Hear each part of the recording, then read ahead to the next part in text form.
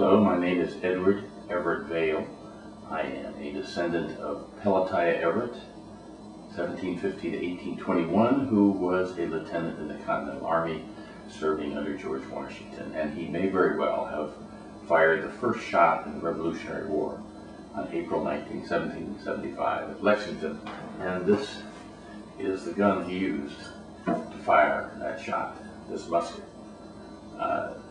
The musket is fired by taking some gunpowder and putting it down there, putting some wadding in, and putting a ball down, and then taking this thing and tamping it all down that way. Taking that out,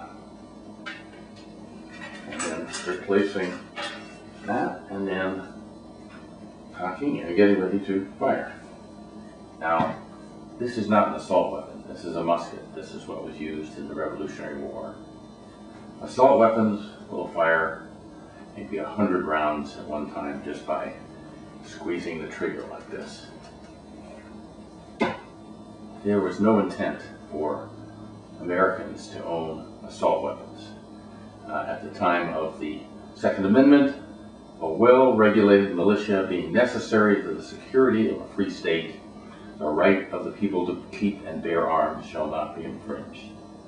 Now, the NRA has deleted the first clause in their motto. A well-regulated militia being necessary to the security of a free state. And their motto is, the right of the people to keep and bear arms shall not be infringed. It's more than that, and let me discuss. Today is the 19th of January 2013, and some of the NRA supporters call it Gun Appreciation Day. And I would appreciate it if you gun nuts out there don't shoot me for urging that assault weapons be banned in the U.S.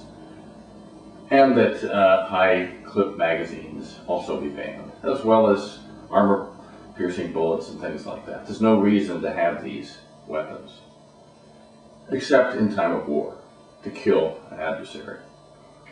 If you're a deer hunter and you need more than 10 shots to kill a deer, you shouldn't be hunting deer.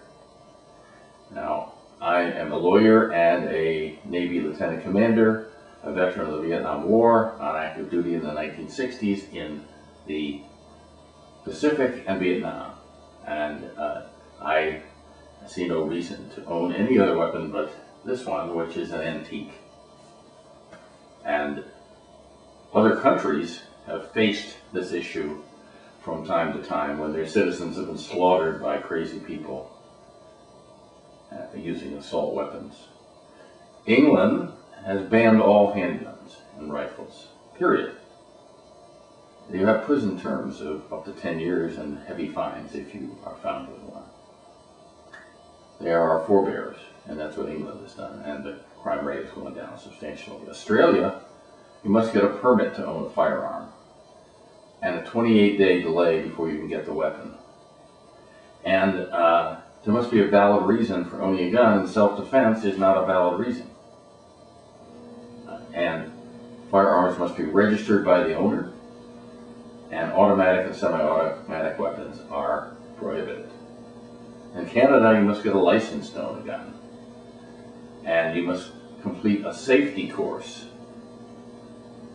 That's not required in the U.S.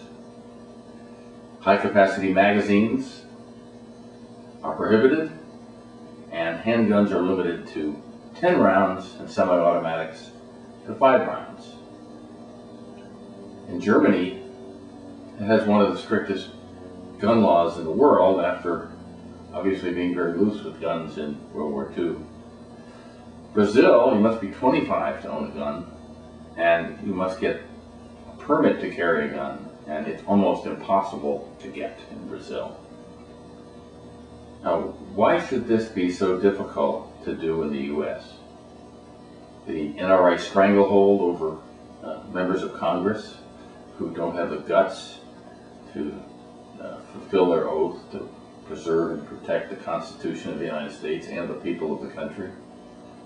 Smoking bans were instituted in this country after it was proven that there was a link to cancer. You need to get a driver's license and take a written and an eyesight and a driving test to get a driver's permit to drive a car. And you have to go through a security check when you want to board an airplane. What is so difficult about requiring protections against crazy people from owning automatic weapons or other guns and using them to slaughter 20 children like happened in Newtown, whose bodies were riddled with bullets, from 3 to 11 bullets, hollow point bullets, in each child. Crazy. Now, the Supreme Court in 2 recent decisions has ruled that the Second Amendment allows handguns.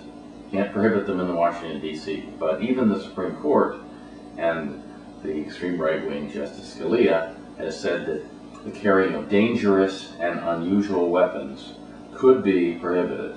Now, isn't an assault weapon a dangerous and unusual weapon?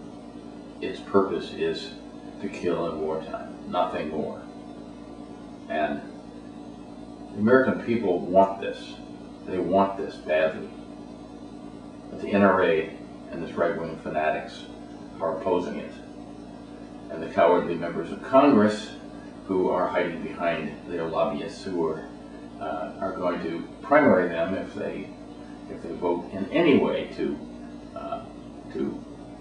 prohibit semi-automatic weapons or large clip magazines or armor-piercing bullets, or even allowing security checks and regulation of the internet purchases and the regulation of gun show purchases.